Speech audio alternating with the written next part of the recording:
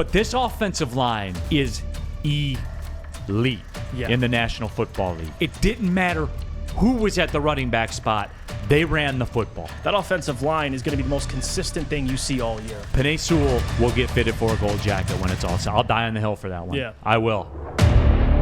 No, but I did want to pick up the discussion, though. We were talking Detroit Lions, the storyline you're most excited for about Hard Knocks. And somebody brought this up, Jeff.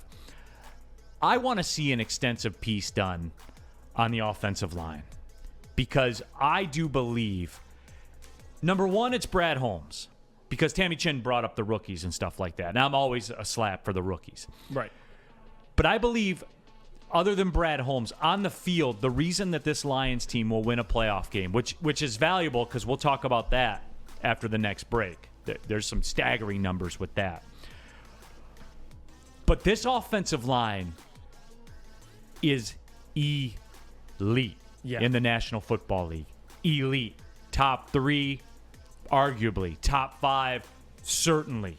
At least in my mind. Right. And when is the last time that your Detroit Lions have had an elite unit? Not a player, an elite unit. Not in my lifetime. And I'll say this as well. Like, with the Lions, whatever we're banking on, everything has to do with that offensive line. Number one, it's going to give Jared Goff more time to throw the football.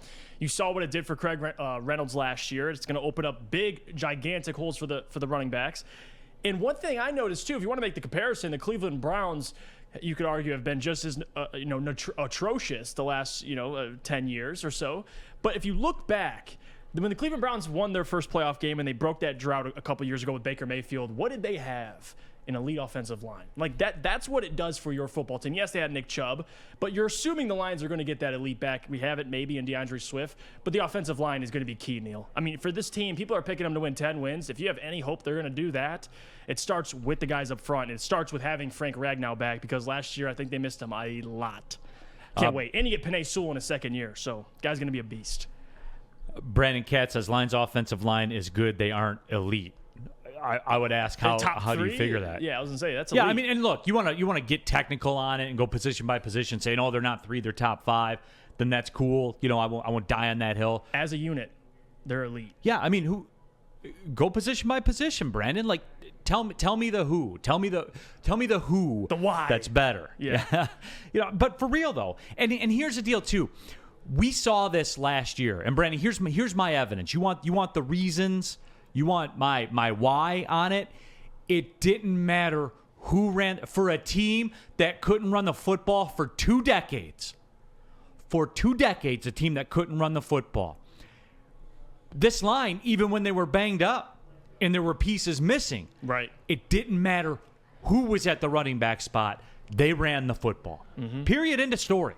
It's math. Look up the numbers. And does that devalue the guys in the back? You think that opens up more options? It's more flexible for guys like Jamal or DeAndre Swift, knowing that this offensive line is to that level where you could just get any running back at least with some talent, and they can go run the football. Because a lot of teams, you look around, you have bad offensive lines, but you have great running backs.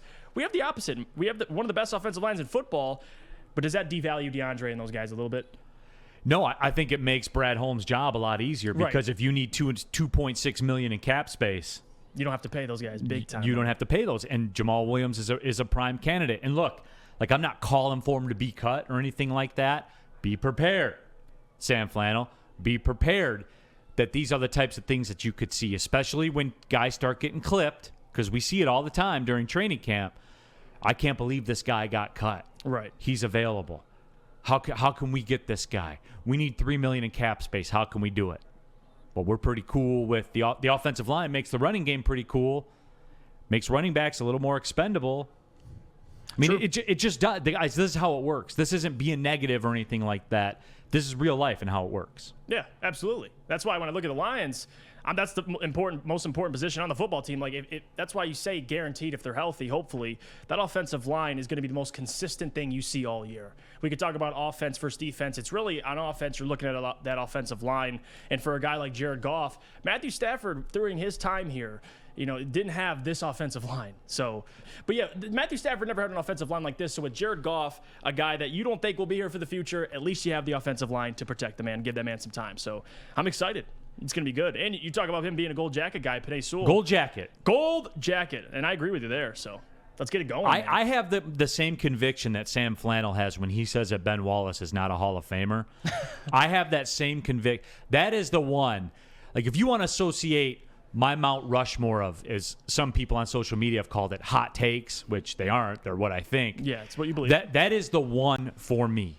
Penei Sewell, barring injury, obviously, everybody, barring injury, will get fitted for a gold jacket when it's all set. I'll die on the hill for that one. Yeah. I will. All it takes is consistent play for 10 to 15 years. He'll get in. If you saw his rookie year, Wentz switching between left and right, I mean, come on. And it's crazy because we were having this conversation just last season on if they should trade Taylor Decker. And now looking back, you're like, man, these guys can play together.